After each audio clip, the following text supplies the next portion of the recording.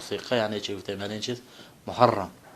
الله سبحانه و تعالی قرآن انده 3 موضوع انده، سوره اسراء و سوره نجم آخرش انده و اولی سوره لقمان انده، هم درباره آیات‌های چیه؟ من آیات‌هایی که حرام بدن موسیقی به آیات نازل کرده، مثل سوره اسراء و 36 من استطاعت منهم بصوتک. یعنی چی؟ یعنی بایهای غوغا، استفزاز، گمراهی ببر به چی؟ کسی که میتوانه از اینها با آواز خودت. با آواز خودت چی گفتم مفسرها اینجا؟ موسیقی. هم موسیقی، هم موسیقی، اغنیه، همین چیزها چی به دست؟ یعنی آواز شیطان لعین که این شیطان با این آوازش آدمایی که جابه میبرد، گمراهیه که گمراهی که جابه میبرد جهنم، دوزخ میبرد. اعوذ بالله. هم به موسیقی یعنی چی به دست؟ آواز شیطان. و شیطان هیچ وقت آدم به چی؟ نیکی نمیخواهد، یا نه؟ شیطان هیچ وقت آدم به نیکی نمیخواهد. شیطان از دستش اومده که این شیطان بلکه چی وای؟ الله تعالی خالق و رحمان و رحیم خودش گفت، یعنی الا تعبدوا الم اعهد الیکم یا بنی آدم الا تعبدوا الشیطان انه لكم عدو مبین. یعنی الله تعالی شیطان چی گفت؟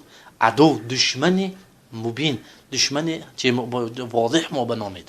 اما شیطان هیچ وقت بنده ها به نیکی نمیخواهد و یا بدی میخواهد. ها و هم این چیز سوره لقمان انده چی گفت؟ یعنی الله تعالی موسیقی این چیزی که بعضی آدم ها چی میکنن، یعنی به همین موسیقی، یعنی لغو الحدیث که چی گفت الله تعالی لهو الحدیث، به همین کته چی میکند؟ لهو الحدیث که آدمای از ذکر الله تعالی باز میدارد.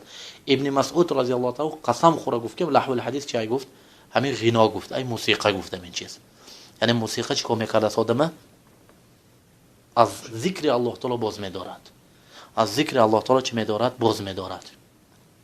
و صحیح بخاری به حدیث اومده ای که رسول صلی الله علیه و سلم چی میگوید؟ یعنی هم پیش از قیامت بعضی امت ها چی میکنن؟ یستحلون الحر والحریر، الحر والحریر والمعازف. یعنی همین خیلی آدم‌ها پیدا میشوند که همین چیزهای حلال میکنن برای خودشون، مثل هر و حریر و خمر و معازف. هر زنا و الحریر شلک، ابریشم، یکی برای مردها حرام که، و خمر، عرق و موسیقی. یعنی این دلالت کرد که این چیزها هم اشتباه حرام است. این چیزها آدم چی میکند؟ یعنی از ذکر الله تعالی برداشته دلش چی میکند؟ یعنی برای همین میگفتن که این موسیقی این چیزی چی جسر الی زنا. این موسیقی یک کوپری که جابه میبرد، یک پولی که آدم جابه میبرد زنا به میبرد. نسأل الله العفو والعافیه.